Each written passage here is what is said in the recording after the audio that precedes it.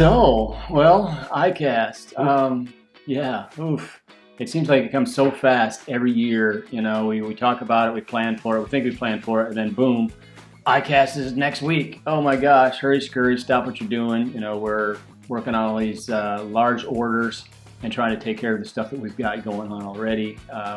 We always seem to pull a rabbit out of a hat or a cat out of a bag.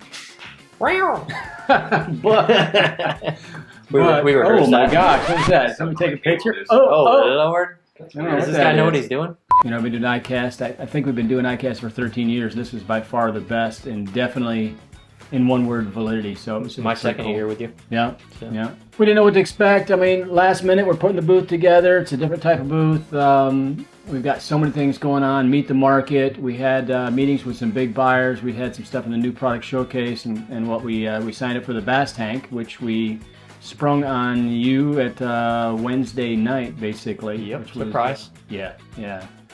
We didn't know what we were going to throw or exactly what it was all about because we had so many other things going on. So we're at dinner and we're like, okay, rock, paper, scissors is going to be Jason or Dan. Who's going up in front of the world's largest sport fishing show and show off our baits, and what are we going to do? So no rods and reels, no nothing. We didn't have anything but baits. We had a lot of baits though. Yeah, we had baits. It's pretty crazy that we get there and then my son wants to go down barramundi fishing with one of our friends, and so sure enough, Bob comes by from Tsunami. I'm like, hey Bob, man, can we borrow a rod and reel for this thing? He's like, yeah, sure, but I don't have any line. You'll have to get some line for it, and you asked me, what baits are we going to use? Like, what's in the new product showcase? We haven't really thrown them much or tested them, but this is what we're new at. And there we go. Look at that. That's what them bass are gonna say right there. Let's go. What's up, dudes? You don't want some of that? Huh? I see you looking. What's up, dude? You want some of that QA?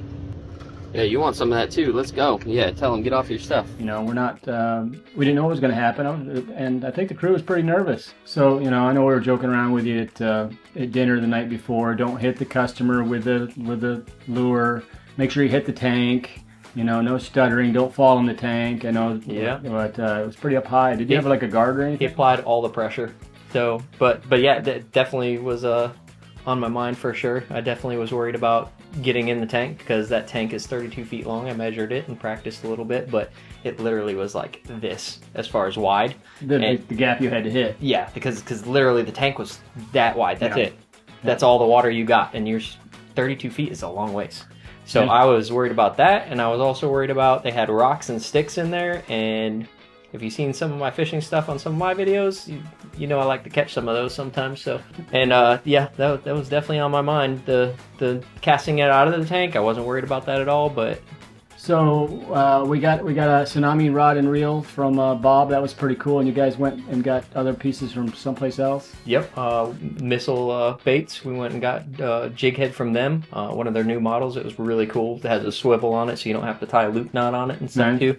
And then GSM hooked us up with some Ned rigs, which we used for the creature bait that we were using in the tank, which that was nice. Like, I gotta have a Ned rig. It was a little light one, right? Like an ounce or so? I was like, I gotta have a Ned rig because it's gonna make that new creature bait look so awesome. Yeah. I was like, this is gonna be great. Yeah, well, we talked about it, that we're not going up there to show the action and how this thing wiggles like this or does this, that, like all we can do is talk about the fact that it smells alive, it tastes alive. It's our material and how it delivers our sense to the fish. And we were nervous in a way, but what are you going to do? We got a million things going on, so we throw things together at the last minute and hope for the best. Yeah, literally an hour and 30 minutes. We didn't have everything yet, so no pressure. There was zero pressure. I like to have things done like way ahead of time, and that was nerve-wracking for me, that part. Yeah. But with Dan helping us out, and then our two Redfish Series fishermen out there, Eric and John, helping us out, that we came back with all the stuff we needed, line and everything, and we got it together and still had an hour to spare, and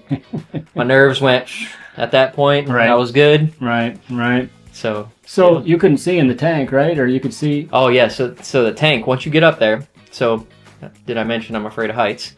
So I get up there, and this is only about 8 feet. It's not that bad. There's a guardrail around it, right? No, there's no guardrail. No, it's like getting up a ladder stand, like a deer stand. So I'm shaking, going up this thing, a little bit. Not bad, but I get up there, and then I'm like, all right, cool. I'm good up here now. I'm fine. But it's just such a long ways down there, and you can't see in the tank as well as you think because they got aerators in there. So you can only see the back quarter of the tank. So the fish.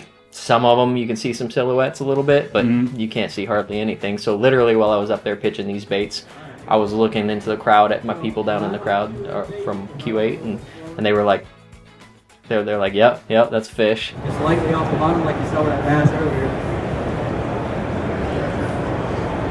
They really love this stuff.